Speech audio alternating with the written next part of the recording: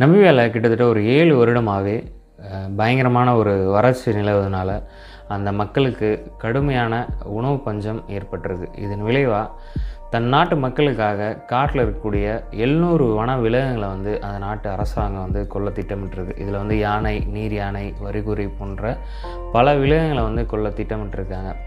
இந்த கிரைசிஸ் ஏற்படுவதற்கு மிக முக்கியமான காரணமாக சொல்லப்படுறது என்ன அப்படின்னா, கிளைமேட் சேஞ்ச், எல்னினோ பேட்டர்ன் இப்படின்னு சொல்லக்கூடிய காலநிலை மாற்றத்தால் ஏற்படக்கூடிய விளைவுகளை இந்த மாதிரியான வறட்சி ஏற்படுது அப்படின்னு சொல்லப்படுது.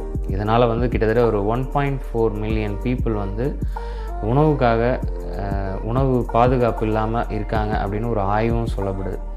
இது தொடர்ந்தால் இது என்ன மாதிரியான விளைவுகளை ஏற்படுத்தும் அப்படின்னு பார்த்தா, விலங்குகளுக்கும் மனிதர்களுக்குமான ஒரு பெரும் முரணை இது ஏற்படுத்தக்கூடிய ஒரு சூழலை உருவாக்கும் அப்படின்னு ஆய்வாளர்களால் தொடர்ந்து சொல்லப்படுது. நமீபியாவில் கிட்டத்தட்ட ஒரு 7